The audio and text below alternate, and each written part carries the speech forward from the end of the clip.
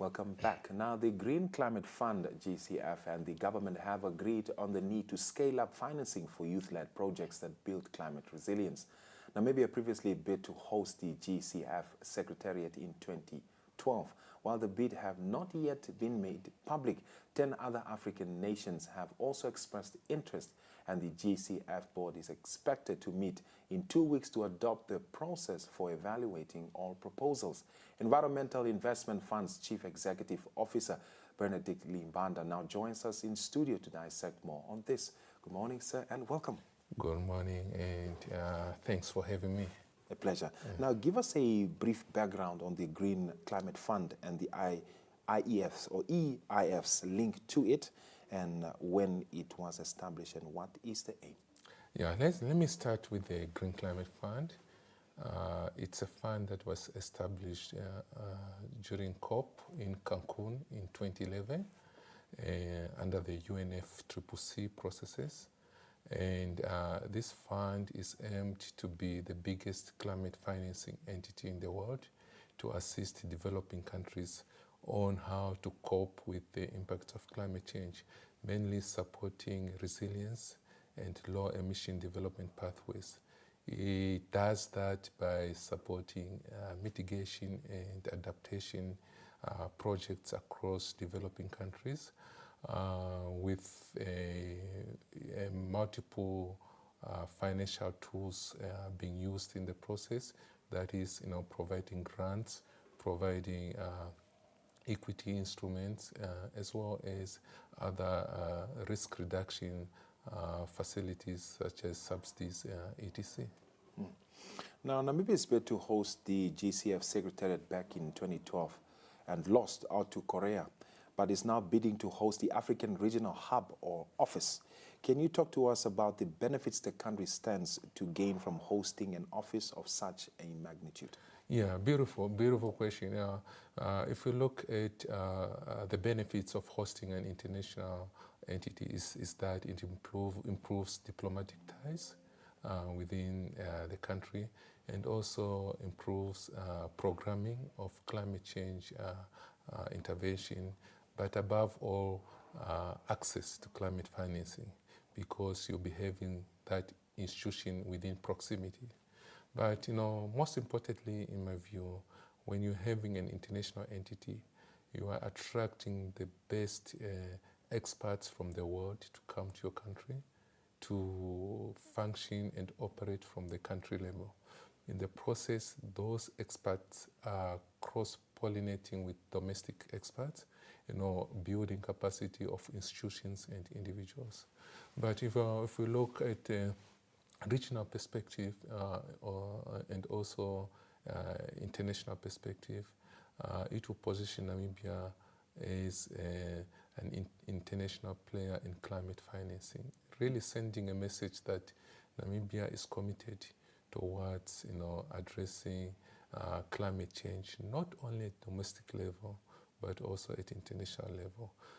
In addition to that, the opportunity of hosting an entity such as a GCF will also come along, employment creation for the locals, because that office will need some staff members, personnel to work in the office, and the Namibians will be exposed on how to operate within international setups. I think the list goes on. Yeah.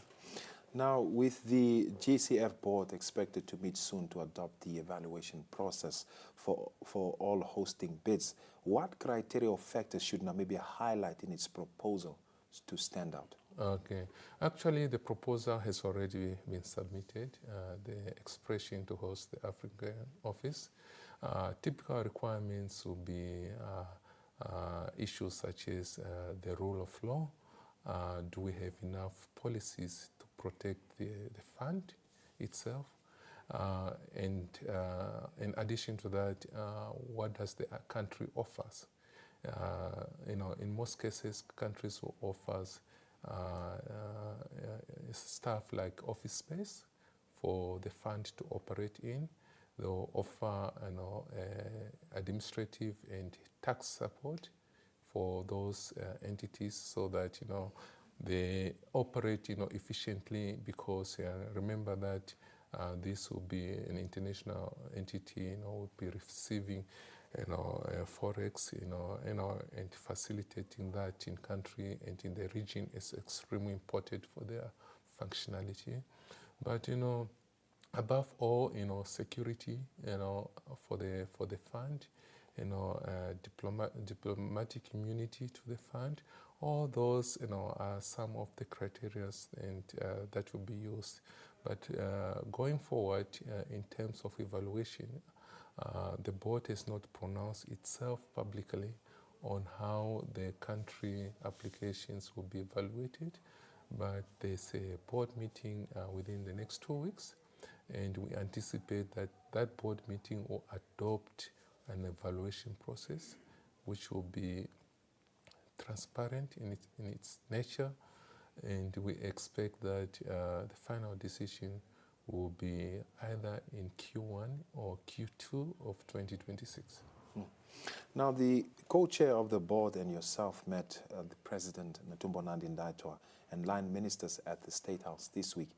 Maybe in brief, can you take us through some of the discussions that were held? Definitely. I know I'm not really in a position to speak on behalf of the Office of the President, but I'll speak from the Environmental Investment Fund point of view and our interactions with the co-chair of the GCF. One of the issues that we discussed are the reforms that are ongoing within the GCF.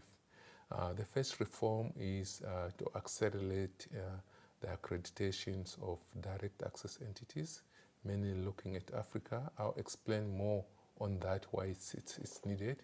The second one was to scale up climate financing, and that is really to find innovative ways where a small entity like the EIF could increase its access to the GCF, because at the moment we were only kept at $10 million.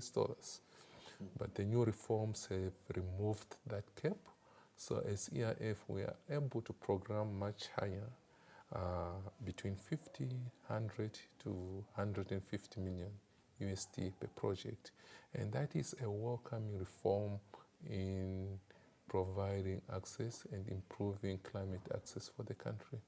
And then finally, the discussions on the hosting the regional office. So that was a very prevalent agenda point for discussion. As you may recall, Namibia has expressed to host the headquarters in 2012, where we lost to South Korea. But in 2017, our late president, Hage Geingob, may so rest in peace, presented an offer to the GCF board in 2017 April, where Namibia committed itself to host the GCF African office. So we thought the GCF would only approach Namibia at this, as these opportunities came about, but we have learned that about 10 other African countries have expressed interest to host the GCF. Now, the EIF has been accredited since 2015 and received praises from the GCF in putting the funds to good use. Can you talk to us about some of the projects that have been impactful as Namibia remains prone to climate-induced disasters? Yes. We were the 19th entity in the world to be accredited in 2015. And then we were reaccredited by the GCF in 2022. Accreditation during the old system, before the reforms kicked in, it was a 5-year mandate accreditation, then you renew it. But now it will be a permanent accreditation. So during that period, we were able to access about $42 million, give or take, that you're talking about around 700 to 800 million Namibian dollars in grant funding. So we've channeled that funding to intervention that improve resilience, intervention that addresses adaptations, intervention that also touches on ecosystem-based adaptations. I'll explain more on that. For example, we were the first entity to access two modalities or windows of the GCF. One was the simplified approval process. The second one was an enhanced direct access. So we had a project for $9.8 million in Kunene, which dealt with droughts, early warning systems, dealt with on how to safeguard the pride and the livelihood of the most vulnerable communities, that's the Himba communities. We've drilled about more than 200 boreholes, in that region to provide water as a core adaptation mechanism for the farmers. We have also had a project dealing with crop farming within the two Kavango regions and the Zambezi, looking at resilient crop farming practices within those regions. And also we have had a program looking at ecosystem-based adaptation, where we're supporting conservancies as well as community forestry on ecosystem adaptation. And all together marks that $42 million I just alluded to. And about 2 million of that was literally for capacity building, supporting other institutions in the country that aspires to be accredited to the GCF. On that note, we've been working with the DBN, and the DBN has been accredited by the GCF in June this year. We'll be working with the commercial banks and also other DFIs owned by the state. Now, government is placing emphasis on funding of youth-led initiatives, including the climate action-related projects. Is the fund on board, and are the proposals in the pipeline? Yes, at a global focus or priorities and strategies, GCF has got a strong policy commitment on youth-led initiatives, and we've picked on that as EIF, that we've incorporated, strong participation of youth in our programming. Even the way we report to our GCF, we segregate the age, the demographic of participants. We include the youth, we include gender, we include vulnerable communities, etc.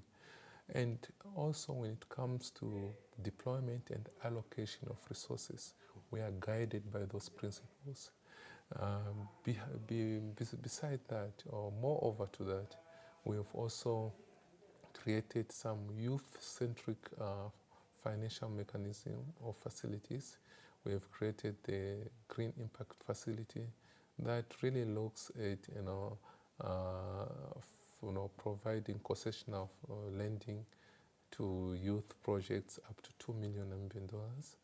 And this is more for projects like renewable energy, sustainable agriculture, where there is a lot of projects dealing with hydroponic systems, for example, dealing with poultry farming, technologies such as drones, for monitoring agricultural land and ecosystems, and biomass, projects, etc.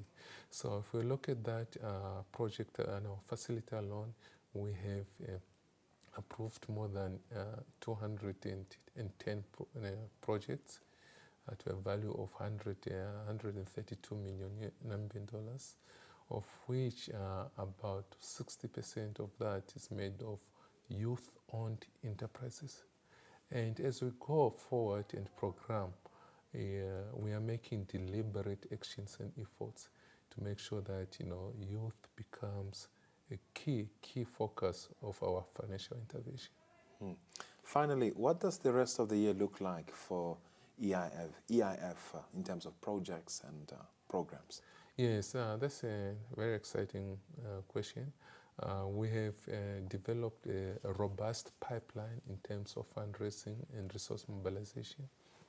One of the projects that we've been working on through our expansion of financial partners is a project that we submitted to the Mitigation Action Facility this year. In March this year, the Mitigation Action Facility called for concept notes across the globe. They received 528 concept notes, and the ERF was one of the entity that submitted the concept note, and they shortlisted 20 concept notes from 528, and the ERF was shortlisted to have presented a compelling and good concept note. So that is a $25 million project with the Mitigation Action Facility, translates to about 500 million Namibian dollars grant, and we are looking at investing towards green economic zone, special economic zone, by decarbonizing the logistics sector within the value chains of our production system in Walvis Bay. So we're working with NIDA, we're working with the Ministry of Industry, Mines and Energy, we're working with the partners in Swakopmund, the municipalities, etc. So that is one of a flagship projects that we're working on going forward. Secondly, with the new reforms that are happening within the GCF, just to give you statistics, 40% of the GCF portfolio is in Africa. And of that 40%, 80% of the funding is channeled through non-African entities. And that's a challenge on itself from a sustainability point of view. So what we're trying to do now is to capitalize on the reforms, because the ticket size of the GCF has been increased. So we are developing a proposal for $20 million to support urban agricultural resilience in the country, working with the city of Windhoek, with the municipalities and town councils, such as those of Swakopmund, Rehoboth, and Marintel. Thirdly, we are working on the second project again with the GCF, where we're looking at locally led adaptation within the Kunene region, mainly upscaling our previous intervention there to make them more resilient. And that is, again, is from the range of 20 to 25 million again, 100% grant. So these grants will be in Kunene region, working with the most vulnerable. But most importantly, we have just expanded our accreditation partnership with Adaptation Fund. The Adaptation Fund is also another entity under the UNFCCC that is dedicated for adaptation financing only. Remember, GCF also integrates mitigation. Under the adaptation, Namibia has allocated about $22 million. That's a balance at the moment that we can access. So we are programming, looking at possibilities such as financing resettlement farm program, and see how they can improve from the resilient point of view. So yeah, we've got a lot on our hand going forward.